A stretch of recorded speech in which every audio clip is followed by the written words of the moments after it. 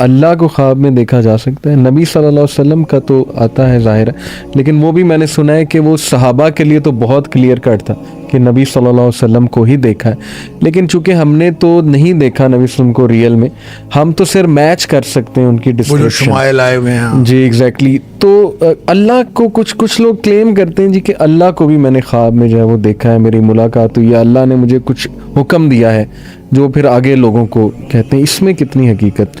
دیکھیں بالکل ہو سکتا ہے، لیکن اللہ تعالیٰ نظر آنا جی کوئی ضروری نہیں ہے، ایک بات. اور دوسری بات، جو کچھ خواب میں نظر آئے وہ اللہ تعالیٰ ہے، یہ بھی نہیں ہو سکتا. اس کی وجہ یہ ہے کہ قرآن نے کلیئر کٹ حکم دے دیا، لا تدرکہ الابصار وہو یدرک الابصار. بالکل ٹھیک. اس کو آنکھیں پا نہیں سکتی.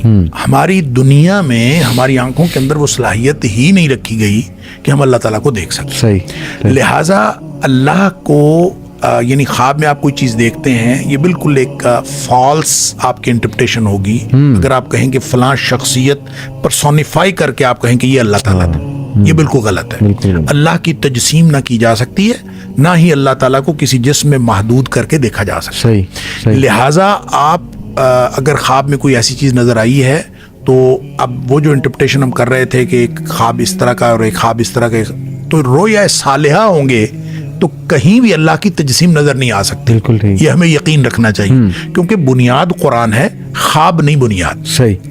تو قرآن نے جب یہ بات کہہ دی تو ہم خواب کو قرآن کے مطابق انٹرپریٹ کریں گے، نہ کہ قرآن کو خواب کے مطابق. لہذا خواب میں کسی شخص کو اللہ تعالیٰ جسمانی طور پر نظر آ بھی جائے تو اس کا مطلب اس نے غلط دیکھا ہے. صحیح. نبی کریم صلی اللہ علیہ وآلہ وسلم نے یہی بتایا. حضرت عائشہ صدیقہ رضی اللہ تعالیٰ عنہ فرماتی ہیں، جو شخص کہے کہ نبی کریم صلی اللہ علیہ وسلم نے اپنی جسمانی آنکھوں کے ساتھ اللہ کو دیکھا، وہ جھوٹ بولتا ہے.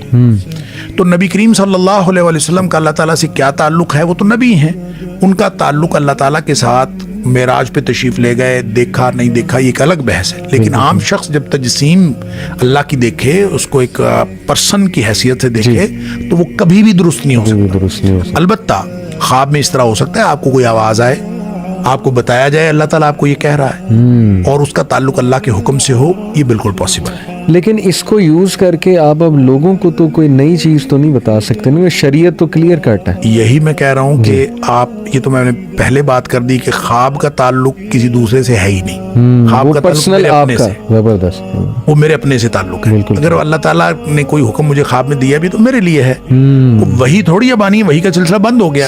لہٰذا وہ جو بشرا ہے یا جو مبشرات جو نبی پاک صلی اللہ علیہ وسلم میں، وہی کا سلسلہ بند ہو گیا، نبوت ختم ہو گئی، رسالت منقطع ہو گئی، لیکن مبشرات باقی ہیں. تو مبشرات یہی ہیں کہ کسی شخص کو خواب میں اللہ تعالیٰ کی طرف سے اشارہ ہو جائے اور آپ کسی طرف، وہ اس میں آپ کے لیے رہنمائی ہے، وہ کوئی کلیکٹیو وزڈم نہیں آپ کو مل گئی کہ آپ ساری دنیا کے اوپر امپلیمنٹ کر دیں کہ اب جو مجھے خواب آ گیا ہے. خواب تو حضرت یہ تو بالکل حدیث نفس ہو سکتا ہے. آپ شخص، آپ کی اپنی ایک ایکسپیرینس ہو سکتا ہے، اس ایکسپیرینس کا تعلق آپ کے ساتھ ہے.